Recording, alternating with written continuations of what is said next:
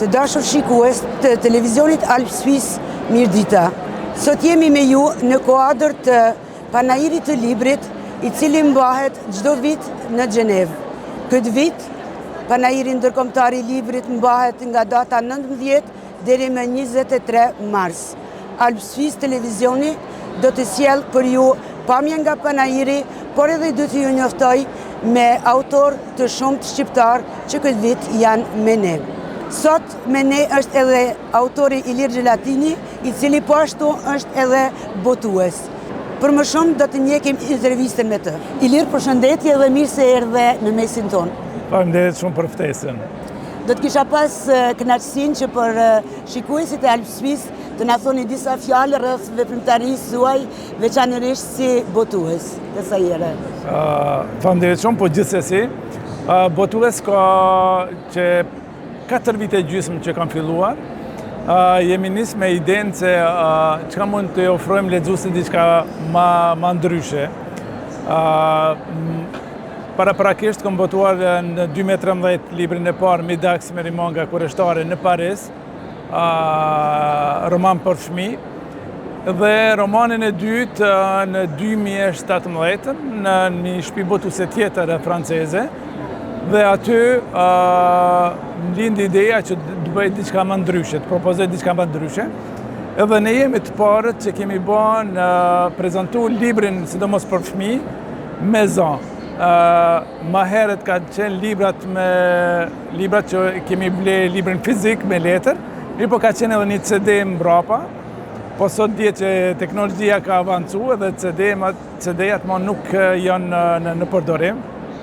E kështu që ne jemi të parë që kemi bën një libër me QR kod brenda. Ju jeni më shumë autor për fëmijë apo për të rritur? Më shumë kam autor për fëmijë, dhe pse në vijën tonë botuese kemi librin për fëmijë, mirë po kemi edhe disa libra për të rritur. Mirë po, si tam 80% të librave tonë dhe fokusin më të madh kemi në librin për fëmijë. Librin e ilustruar me tekst edhe me zonë. Nga janë autorët me të cilët më shumë të bashkëpunoni dhe që botojnë në shtëpinë e juaj? Të gjithë janë nga Zvicra, të shumët janë nga kantoni në Neuchâtelit. Ndër autorë mund të theksoj që kam doktor shkence në fizik, doktor shkence në psikologji, psikologe shkollore, mësues, drejtor shkolle, edhe nga gjitha sferat e jetës faktikisht. Mua më ranë në sy në standin e juaj librat për bullizme në shkollë dhe për ngacmimet. A keni menduar ndonjëherë që këto libra të përktheni edhe në gjuhën shqipe që t'ju shërbejnë edhe fëmijëve në Kosovë? Për momentin fokusohem në tregun zvicran, dhe nga momenti ku do të ketë interes dhe si them një kërkesë që libri të jetë edhe në gjuhën shqipe, sigurisht në bashkëpunim me ndonjë shtëpi botuese në Kosovë ose në Shqipëri, me gjithë dëshirë do i përkthejmë edhe në gjuhën shqipe. Ne shqiptarët ju njohim më shumë si autor, se sa si editues. Çka mund të na flisni pak më tepër për librat e juaja pikërisht ku jeni ju autor? Ideja e parë që të shkruaj ka qenë që ta bëj një tregim për djalin tim Albanin, i cili ka qenë i vogël, edhe faqe pas faqe u zhvillu një historie, një tregim shumë i mirë, edhe u botua romani i parë. Domethënë hera parë që shkruaj një roman, se kam pasur disa herë dëshirë të shkruaj, edhe po e filloja shkrimin, edhe pas kohë ngecja është ajo, si themi ne, sindromi i faqes bardhë.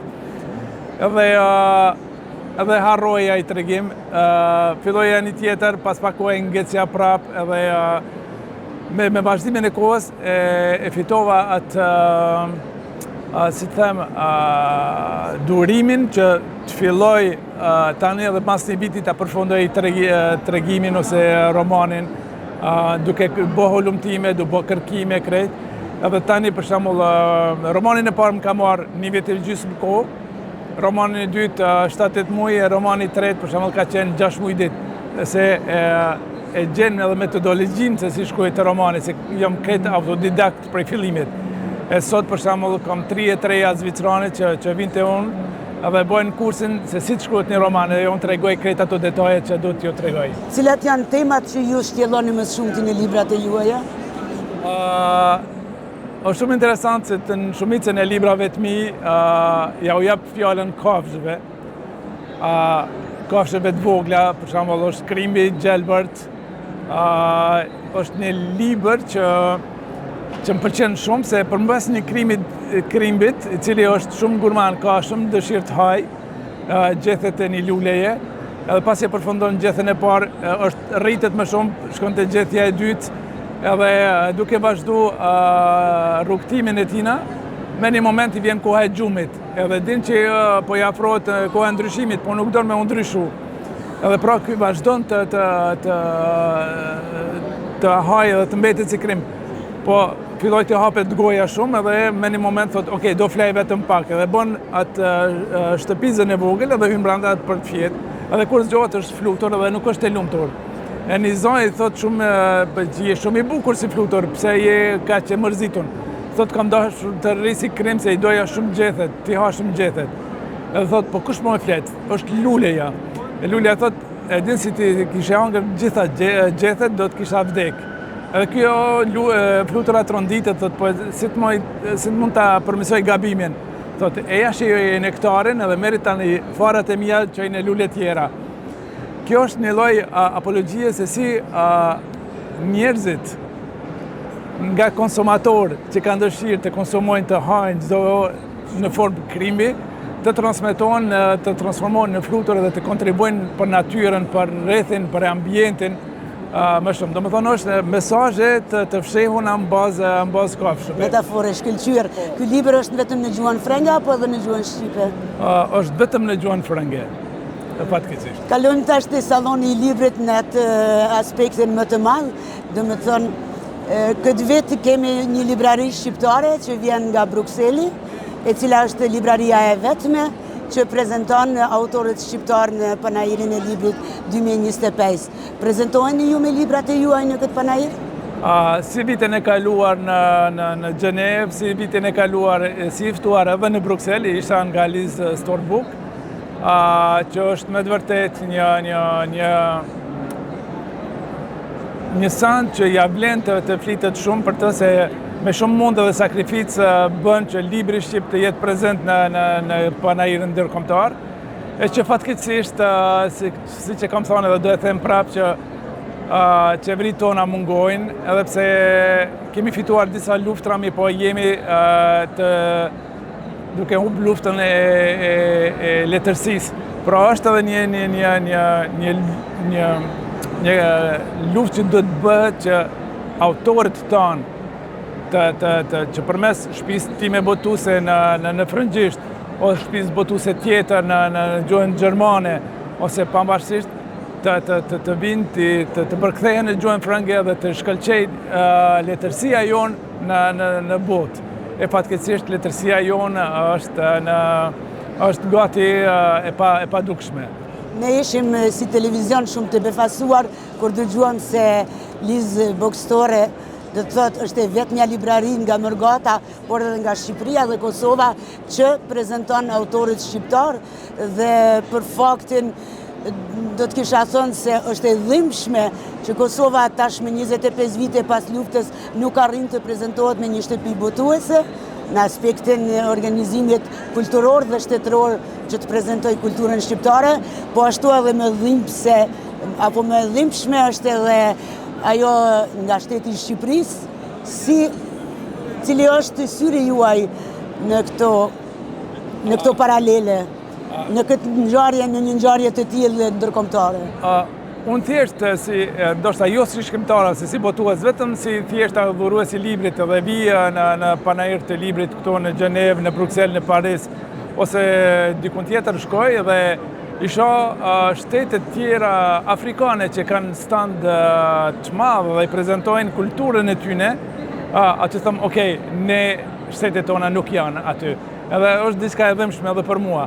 Uroj që ndoshta prioritetet deri tash nuk kanë qenë, po të krijojnë mundësia dhe të hynë si prioritet edhe mundësia e shkëlqimit të letërsisë sonë, se e di shumë mirë që kemi autor shumë të mirë të ri, po sidomos edhe të vjetrit në letërsinë tonë shqipe, si në Shqipëri, në Kosovë, po edhe nga gjitha trevat shqiptare. Fatkeqësisht ne krenohemi shumë fatmirësisht do të thoja me Ismail Kadaren, por është fatkeqësi që Ismail Kadaren më nuk ka kush të promovoj në sallonet ndërkombëtare dhe kjo është me të vërtet shumë e dhimbshme, do të thoja jo vetëm për komunitetin shqiptar që jeton në diasporë, por për mbar kulturën dhe traditën shqiptare që duhet ta ketë vendin sot në panajire të ndryshme ndërkombëtare. Ti kthehem sërish veprës suaj, me cilin libër ju prezantoheni këtë vit në kuadër të librarisë Liz Bookstore? Te Liz Bookstore do prezantohem me romanin tim për të rritur, që quhet Udhkriqi i fateve, dhe në këtë libër faktikisht është në gjuhën frange i shkruar, ku tregoj përmes 4 personazheve luftën e Kosovës së pari, që është si shtyllë si boshtë kurrizore i librit. Mirë po, është i mbeshur edhe me romantizëm, me profesionet ndryshme. Ngjarja ndodh në New York, në Argjentinë, në Mendoza, në Prishtinë, në Zvicër, në Gjenevë, sigurisht. Edhe është një ndërthurje e të mirës ndaj të keqës, është në secili prej personazheve jam në kërkim të dashurisë, edhe nganjëherë kam arritë të cek se kërkojmë më shumë duke mos ditë atë që e kemi afër. I kërkojmë diçka tjetër e duke mos e vlerësuar atë që e kemi. Edhe kjo është si një lloj psikologjie që kam dashur ta shkruaj edhe ta sjelloj në libër. Cilën ditë lexuesit shqiptar mund të vinë ku ju mund edhe të dedikoni librin e juaj? Aktualisht jemi këtu në panajirin e librit në Gjenevë dhe standi im është në E58 dhe aty jam çdo ditë ku prezantoj Shtëpinë Botuse Timën me autorët e mi zviceran që do të janë prezent bashkë me mua dhe do të jem njëkohësisht në 2 ditë nga një orë në standin e Liz Bookstore si ftuar si autor për të folur për librin tim. Shumë faleminderit. Keni një mesazh për popullatën që jeton në Mërgat apo edhe ata që janë në Kosovë dhe Shqipëri që do të donit e do të duaj më shumë që të ju mbështesin? Duke mos dashur të tregoj më shumë patetizëm, do të thoja që me të vërtet ja vlen të lexohet, vetëm për shkakun se është në mënyrë shkencore është treguese është mirë për trurin, për lidhjet konektike neuronale, dhe e di që leximi është në zbritje, është kjo fatkeqësi për ne në përgjithësi.